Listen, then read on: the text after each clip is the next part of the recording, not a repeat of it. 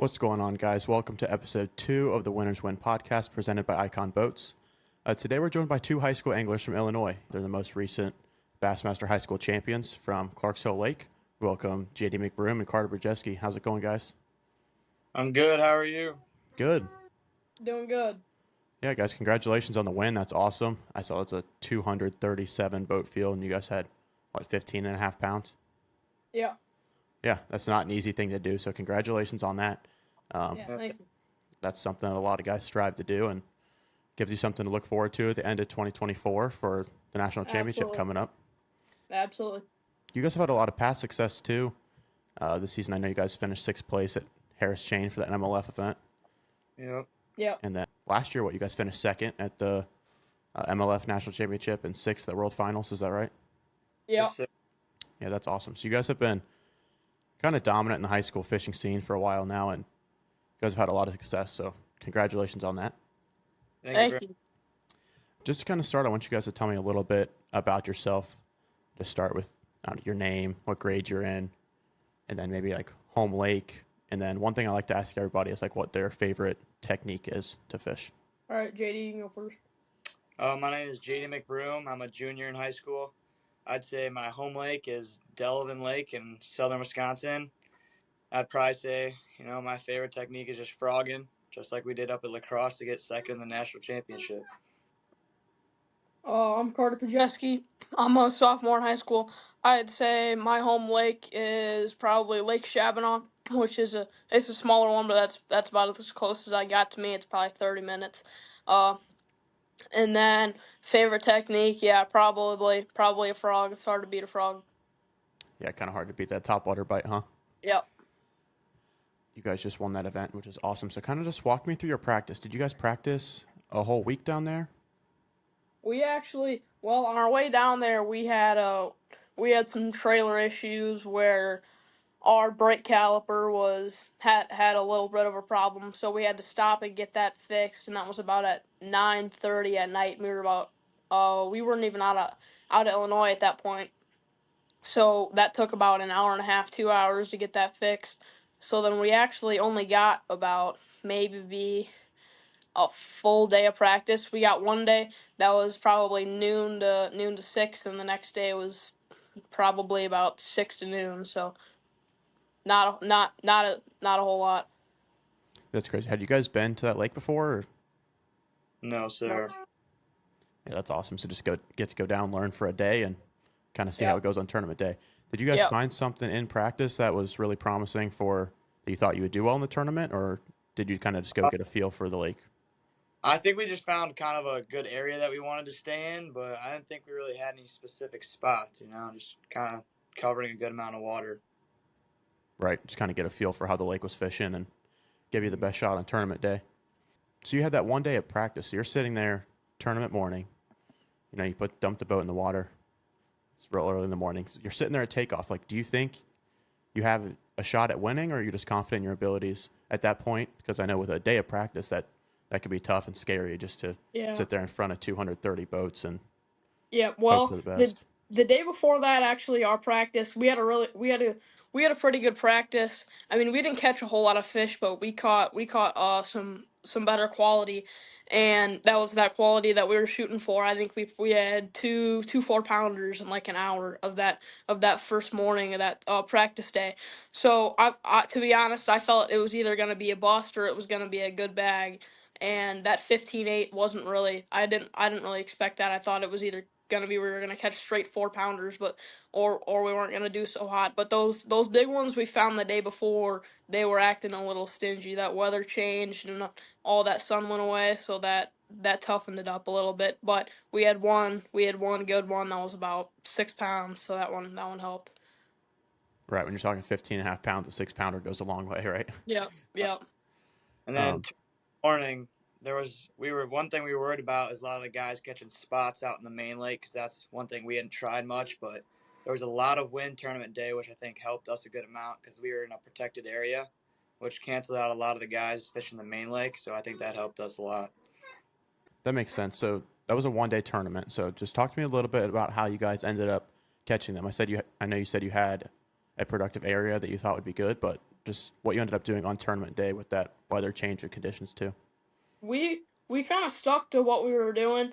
I mean, we were throwing just a Yamamoto scope shad, just on a Demiki rig, and that was pretty much it. We caught most of our fish. Caught a couple of them on a jerk bait. That big one was on just like a 3-3 paddle tail swim bait. So we were scoping most of them, just fish roaming, looking for bait, and anywhere from 30 to 5 feet. Yeah, that's really cool. So when that weather changed, you said it got really windy, right? Yeah. Did you guys have any trouble, or what kind of adjustments did you have to make? Because I know scoping in the wind can be kind of a difficult thing to do, especially with having to make perfect casts and you know what I mean, especially with that light Demiki rig head that you were throwing. Did you guys have any issues with that, or how did you adjust that way?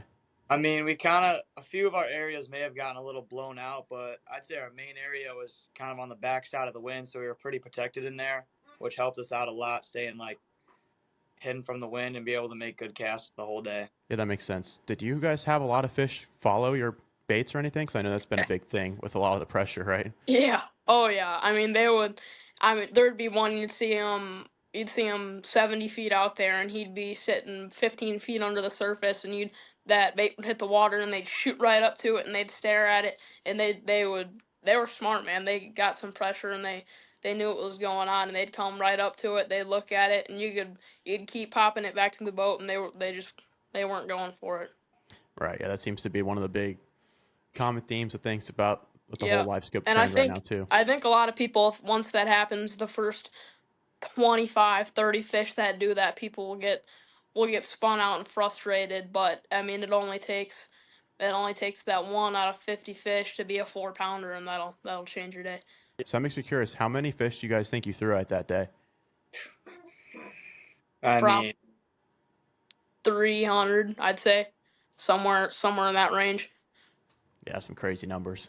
yeah, Yeah, I mean, it seemed like the ones that you'd pull up to and see when you'd first throw it at them, they'd eat it right away, or they kind of just wouldn't eat it. Like for me, I went up to the front of the boat and I caught two, like 2.5s back to back on the same school bait fish, 2 casts in a row. So that's interesting. So it kind of seemed like the more active fish, if they followed, you kind of never got them to commit. It yeah. was the ones that If they were bit gonna right away. bite, if they were gonna bite, they were gonna bite, and if they weren't, there wasn't no getting them. Huh. Well, that's interesting. Did you guys have to use any like go down in line size or anything like that, or did you not struggle with that because you just ended up throwing so many fish? Yeah, I was throwing an 8 pound Seaguar Gold Label leader the whole time, and I think JD was throwing about an 8 pound leader too. Yeah. Cool. So you didn't have to worry about that too much. Did you guys talk about your live scope settings a little bit? Did you guys have to set those out like really far and throw 100, 120 feet out to get those fish to bite? I've got mine set out. I keep it at about 100, 110, and I think that's about. I don't really change it a lot from there. I mean, if I'm super close quarters, I'll back it up a little bit to like 50 or so I can get a little bit clearer picture. But I don't know. I think past 100, you get a little bit. It's a little tough to be precise at that distance. Yeah, that makes sense. Once you get past 100 too, you start looking at casting distance. Like you said, Yeah, you're yeah, being able to hit the fish at 120 feet, 140 feet is yeah. That's not difficult in easy. itself. All right. Especially like I said with that 3/16 ounce head that you were throwing, Yeah, getting that out there at 140 feet is something difficult in itself to yeah. do. Did you guys think going in to weigh in that you guys were going to win? Definitely not. Honestly, we were just hoping that we were going to be able to qualify because, I mean, based on the college weights the days before, I mean, 15.8 would have like barely even qualified. So we definitely did not think we were going to come away with the win. Yeah, that's a really cool thing. I was just talking to Presley Lanham a couple days ago, and he was saying at Chickamauga, that's where your guys' national championship is going to be. Really, Oh, it I is? didn't. I That's didn't hear that. that's what he said. He said in Huh? August on Chickamauga. Huh? I must have missed that. That should be a good one. So maybe that's wrong. That's just what he said. I'm not sure. No, I But I, I believe it. That yeah, that that'd like be an sets up exciting. good for it. Yeah. Right, that'd be very exciting. Big lake, have plenty of guys. Because that Bassmaster College National Championship gets a ton of boats. Oh yeah. I remember last year for the Bass high school national championship was like on Hartwell was like 450 or something absurd. Ali. That's insane. Yeah, How do you even I think it was manage a a little field? much. Yeah. How do you even manage a field that big? Yeah, I know. It's a little much. I think 450 blows it a little bit out of proportion. I mean, I think Tennessee said they had like 80 boats qualify for that national championship or something like that. So I think that kind of it doesn't make it as prestigious anymore to make that tournament when you got that many boats. That's crazy, and it's kind of sad to see since Bass is one of the most prestigious tournament trails out there. Absolutely. Yep. And you get 450 guys to qualify for that. That's nuts. Yep. How'd you guys end up doing in the Hartwell tournament last year? Not good at all. Not good. Well, at least you did good in the MLF one, right? At Oh, lacrosse. sure. Yeah. Well, we had JD actually caught one that helped us the second day. What was our bag the second day? I don't even remember. For Harwell, Yeah. I don't even think we had a limit. Oh, okay. Well, JD caught a good one on the last cast, and it was like a 5 pounder or I something was like that. for, So. I was for the Open MLF one. Oh yeah. You're right. Yeah, the Bass National Championship it was so tough. I know a lot of guys that was what they're fishing brush out in those deeper channels, but that was just I don't know. That wasn't really our deal, and they were scoping them, but every day trying to get a little bit better on that last scope because that's what it's came to be now. So you gotta try and have that advantage. That makes me want to ask you. So, are there a lot of places around you guys where you can practice scoping, or is that something that you kind of learned on the fly? JD, you can go. I mean, we got one little area by us. It's just a little quarry. And it gets real deep, and that sets up pretty good for scoping. But I mean, that's pretty much it. I mean, around here, you ain't got much. Right. I was going to say to go win a tournament on scope, it's not easy to beat. Yeah. And beating 236 other boats is not easy in itself. And to do it on live scope anymore, Yeah. you have half the field doing it or Yeah. more. And a lot of these fish they just don't set up like that same way. I mean, you can have the water to do it, but I mean it ain't easy when you can do it all day and you may catch one up here trying to do it like that. Yeah, we just don't got as much bait, and we have so much grass up here. It's too tough sometimes. So you said you have a lot of grass up there. Did that help you down at that Harris Chain event for that MLF tournament? Do you guys feel pretty comfortable down in Florida because of that kind of relating to more to your home lakes? I mean, I'd say so. I mean, it's pretty similar to how I fish up on Delavan, just fishing the grass, but it's definitely real different down in Florida. You can't just beat the bank and catch them like you can up in Wisconsin. Everything that looks good is Yeah. can't just catch fish out all of it, right? Yeah. You go down there and it's like just a giant sea of everything looks good. Yeah. Oh yeah. Were there as many boats in that MLF tournament that you guys did well in as well? For the national championship? No, the Harris Chain tournament. Sorry. Oh no. What do you think there was? Like maybe 80 boats? I don't know. Yeah. There was something like that. Yeah, 85, 79. I think it was somewhere around there. Right. Do you guys have experience down in Florida? Was that your first time down there? I think this was our fourth year down there fishing that Harris Chain tournament because they start off the year every year with a tournament down there. So I think this was our fourth year. Okay, so you've been down a couple times, and have you guys always done well down there? Is that I feel like Florida's either a place where guys usually do pretty well, or they struggle in Florida. And you guys obviously did well this year, so I didn't know if that was something that your experience the past couple years has helped you, or if you always kind of done well since kind of your background of where you guys are from. I mean, we've honestly struggled there most years, but I think we've started to get to know the place pretty well, and I think we should do better as we go on. Right. Yeah, that's impressive to be able to go from fishing 3 years to get a top 10 finish there. Again, that's not even at 80 boats. It's not an easy thing to do. Yeah. So you guys are nice and easy, kind of get some weight off your shoulders to be qualified for the Bass and MLF Absolutely. National Championship. Yeah. We had like another 6 pounder in the last 20 minutes at that tournament too, so that one helped. Kind of meant to be a little bit. Yep. Yeah, what'd you guys end up doing down there to catch him? Because that was a January tournament, so kind of a lot earlier time frame. Yeah, most of our fish we caught on a speed worm and probably about 10 feet, just fishing that grass and fishing those grass lines, and that's kind of what everyone does. But it's just kind of a matter if you can stumble upon a group of big ones or not. But did you guys have a group founded practice, or was that something that you ended up rolling up on the tournament and kind of making that tournament adjustment? Well, we've always had this one stretch out there that we've known was good, and that's we ended up catching that one. But I mean, we ran all the way up to a Popka in the tournament, so that took up most of our day. I think we only had one. We only caught one fish there, and then we made a last-second stop at that stretch of grass and caught that big one there, which helped us Yeah, out. we had a Popco. We had a terrible practice at that tournament, and we knew guys were catching them on a Popco, and we knew that they could catch them there every year. And I fished it. I think we've been up there once. And we're like, all right, well, we ain't got anything here, so we're gonna go try our luck up there. And we ran all the way up there, and I caught like one like 3 pounder, and then that was it. We were fishing really good stuff, some pencil reeds and like 6 feet. It looked really good, but only could pull one out of there. And then on the way back, just sitting at the lock, waiting to lock through. We caught another one sitting at the lock, and then that one helped, and then ended up catching two more in the on the way back.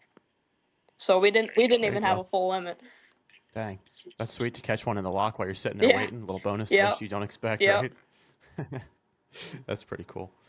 What tournaments do you guys have planned to fish the rest of this season? Man, it's a lot. I think from like midway through March all the way through June, I think we're home like 3 weekends. I mean, it's every single weekend we're fishing. So I mean, if there's a lake, you name it, we're probably gonna be there at least once this year. We got our next one coming up is Lake Douglas on March 10th. So I've never been there. JD's been there once, but so we're excited for that one. Right, and that's another bass event, right? Yep. Yeah, That'll be a fun one. I know there's a college event on Douglas. I think around the same time as yeah. well. What do you guys do to think to make you guys more dominant in the high school tournament scene? Because you guys have had plenty of top tens. Now you have a couple wins under your belt, consistently qualifying for national championships. And for anybody that's fished those, know that is not an easy feat to do. So, what do you guys kind of attribute that domination in the high school field to? I mean, honestly, I think a big thing that a lot of high schoolers do is you got to keep your head down the whole day. I mean, some guys will start to get spun out and they'll give up. I mean, you just got to always be on your top, like on your game. And even in practice, you got to always be covering as much water as you can, always be on your game. I think too. I mean, and trying different stuff. I mean, some guys they'll go to a lake and they'll already be set on one thing that they think they're gonna do, and they just hope it pans out the best they can. So I think if one thing's not working, you gotta abort mission and you gotta pick up something else. And I think being versatile is definitely something that's a needed skill set. I mean, if you can throw a frog up shallow, and then if you can go live scope them out in 80 feet with the Demiki rig, and you can fish all in between that, I think that's definitely important. Right. And being able to travel the country as much as you guys sound like you Absolutely. have gotten to definitely Yep. helps do that. Experience is definitely a Because big player. I think a lot of people don't realize how difficult it is to go, like you guys from Illinois, down and win a tournament in Georgia. I mean, Yeah. you guys don't get to fish all times a year, right? I mean, your lakes definitely freeze up there as Yeah. well, right? Yep. Some of those southern guys get to go fish 365 days a Yep. year if they want. And that's something that's nice for them, but makes it more difficult for the northern guys. But that's Yep. impressive to be able to go But down there and ice fishing this year, we had a pretty bad ice season, at least for ice quality. But I've got the live scope now for ice fishing set up, and I think that definitely has helped a little bit. I mean, knowing where to it's not the same as open water, but knowing how to present your bait and when they react like this, you can do this, and it kind of transpires over to open water. that's cool. Yeah, I never thought about that as a way to continue to learn live scope is through the ice, but that's a Yeah. cool way to do it. Do you bass fish through the ice, or is that just all species? Well, kind of all species, but the bass are. I know a lot of guys once that ice hits, their walleye or bust or crappie or bust. But I don't know, the bass are pretty fun. So yeah, Yeah, that's yeah, cool. Yeah, that's something different I haven't heard before. yeah, they're fun when you can Be get able to on do it. them, but they can be stingy. Yeah, that's super cool. So, what are your guys' future plans after high school? I know Carter, you said you're a sophomore, JD junior. So, do you guys have college plans? You're going to go try to fish in Yep, college, or yep, Yeah. definitely try and fish in college. since you're a sophomore, you obviously don't have any.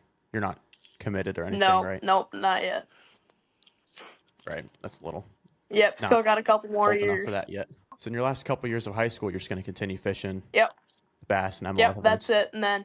And then in between there, we just fish the smaller Illinois trails we got around here. So we try and keep it as busy as we can. Those local trails you guys fish, I know you guys win a lot of those too. Are those high school trails or those just like Yeah, adult, they're any like high open? school. But it'll Okay, so you guys have like Yeah, Illinois. there our IBN, our Illinois Bass Nation, isn't really that we actually got a new trail called iCast, which is kind of the more prominent trail now, which a lot of people are fishing. And they have a junior side and then a high school side. We just fish on the same day. Okay, that's a cool format, cool way to Yep, do it. Get you guys out in the water and fish locally. And absolutely. have you guys done well in those trails always, or has been more of a recent thing? I think we've done pretty good in them. I mean, all the way since juniors. So you guys have fished together since Yep, juniors. yep. What was it? That's cool. How many years? I mean, we fished 2 years in the juniors. Seventh, I think we started. So I started seventh grade, so that'd be 5 years. This Yeah. is the Yep. That's cool. Do you think that chemistry helps you guys? definitely yeah. Knowing what Yeah, what our strengths are and stuff, it definitely helps. And even a lot of the tournaments too, where if I'm fishing in the front and JD's fishing in the back, and we can be doing two different things. Like even like a live scope tournament like that. I mean, JD can be blind casting jerkbait in the back or bomb casting a swim bait or something like that, and sometimes it doesn't pan out, but sometimes he'll get that one. I mean, that one big one I caught at Clark's Hill wasn't off the live scope. That was just bombing it up and 5 feet at the bank, and that one ended up taking taking a rip at it. So that was definitely a little bit of a surprise, but just blind casting and two people doing two different things is definitely can pay off. I mean, we're hardly ever fishing the same bait at once unless we're really dialed on it. So that big one you guys caught at Clark's Hill was not scope and it wasn't on a bait Nope. ball? No. Dang. And was that toward the end of the day, you said? That was towards the end. I think that was the last fish we caught, or at least that we brought Dang. in. Yeah. Were you guys fishing up shallow or was that just something that was close by? Like you said, you were trying to do two different we had things. this one little flat that was like kind of started at like 12 feet and slowly rose up to about 5, up to some docks. And I was live scoping a bait ball where I just previously caught like 2 good ones up about 12 feet, and Carter bombed his swim bait up to like 5 feet, and that one just ate it. Dang, that's crazy. That's super cool. That had to be kind of a nail in the coffin for at least hopefully getting to qualify. Yeah, no, that's awesome. For those bait ball fish too, did you throw anything? I know you said you were throwing swim baits and Damiki rigs, and jerk baits too. Did you guys try anything else really, or just since you were scoping, you just started with the Damiki rig and kind of stuck with it? Yeah, I think that was pretty much. Yeah, seems to work pretty well. That's kind of whatever you can fish most efficiently and get to those fish, and if they don't want it, you can get them back quick and fire out another one. So that Damiki rig's a pretty efficient bait. When it comes to the live scope settings, I know we talked a little bit about how far out you had it set, but I know there's been some talk recently kind of in the industry about how you have to set your live scope to correct out and down proportions to get that right screen framing so you can see, kind of judge fish size and species. Is that something you guys utilized, or was that not really just because you were fishing farther out and just looking for those isolated fish on the bait balls? I try and maximize. I'm running a 12-inch Garmin Ultra 2 at the front now, and so I try and maximize my screen to an extent. I mean, I probably got the bottom of the lake's probably 3/4 of the way down on the screen. So I think that's pretty common though. I mean, I know some guys will try and they'll clear all the stuff off the graph so there's no time or there's no depth or anything like that, and they'll have it just the screen and they'll have it all the way to the bottom, but I don't have it like that. Right, kind of makes it a little bit more difficult to see that way, in my opinion, as well.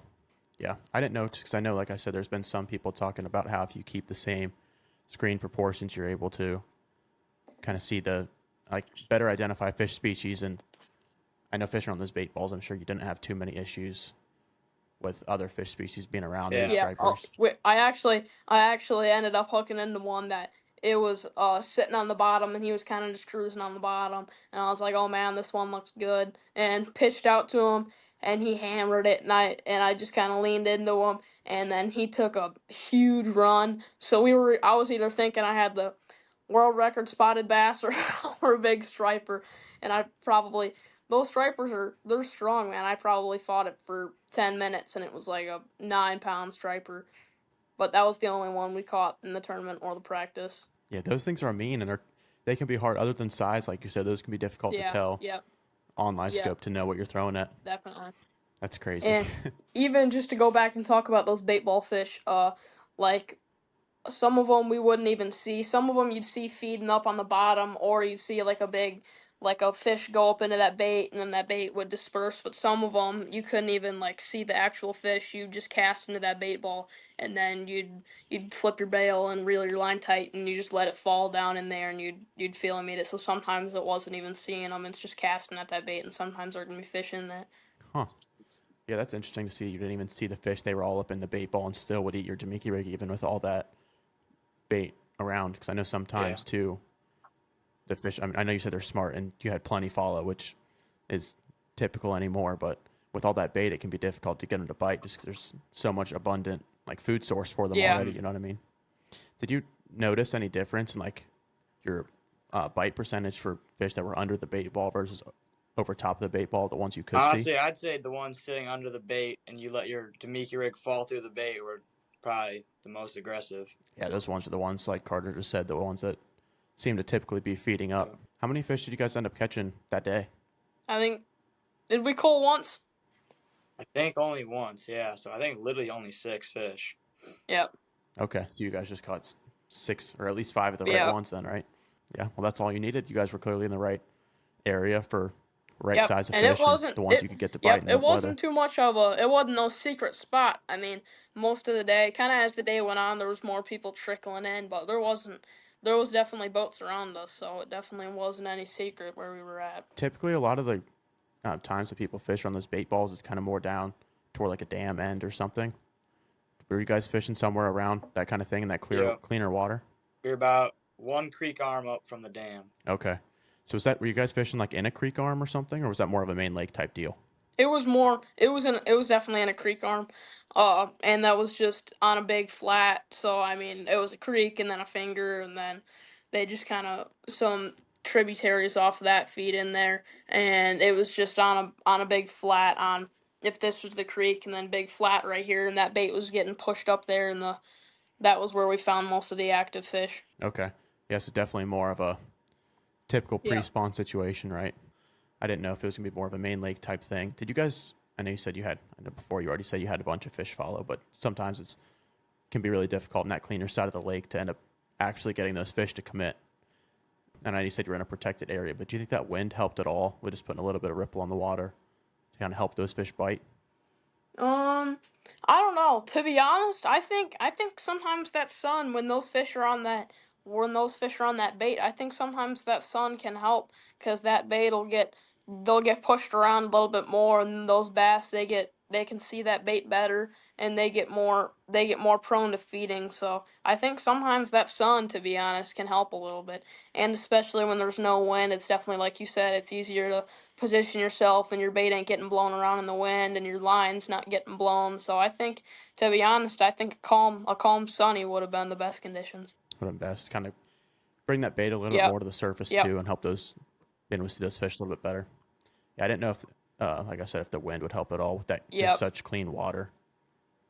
But no, that's cool. You guys were able to get 5 of the right bites, 6 of the right bites, and Yep. get it done. And even in that Cool. in that creek the day before, Okay. we actually, I think I only ended up catching maybe one 2-pounder out of that creek, but it was that day before that we caught those 2 like 4-pounders in. It was. I mean, I panned the live scope out to this like ditch in like 30 feet, and they were just lined up. And I caught one, and it was like a 4 and 3/4, 4 and a half, something like that. And I think they were probably all that big. So that's why I thought we were either gonna have a really good day or we were gonna bust. But they just that sun went away, and that overcast came in, and that bait moved, and those that's definitely one struggle with the live scope is your fish can be gone quick. Right. That's just what I was going to ask. Was did that I know you said you had an area from practice, but was that spot with the bait something that you ended up relocating in tournament day? Yeah, I mean, when practice, like you said, they were more pushed up in that one creek arm, but I think with that cloudiness, they spread out more and dispersed more. So we kind of followed them out to that flat, like we said, and they were a lot more. We saw a lot still in the creek, but they just weren't very aggressive. We couldn't get any to bite. But then once we found them all in that flat feeding, then it kind of turned them on. I know it can be difficult to relocate those fish, like Yeah. Carter, you just said too. Finding those fish relating to bait and things like that, you never know. Tournament day, and those, like as you know, bait can be one place in 1 second and That's gone it. the next Yep. day, and that could be a Yep. You can have struggle. the best practice you've ever had, and that next day that bait's gone, and those fish are nowhere to be found. Right. That's cool. You're able to relocate them and find those ones that were firing for you that day, right? Cool. Well, before we wrap up here, just for both of you, do you guys have any sponsors or socials that you would like to give a shout out to? JD, you can go. Yeah, I just like to thank Favorite Fishing, Seagar, Evolve Rod Sleeves, and then my Instagram is just Hooked by JD, all lowercase.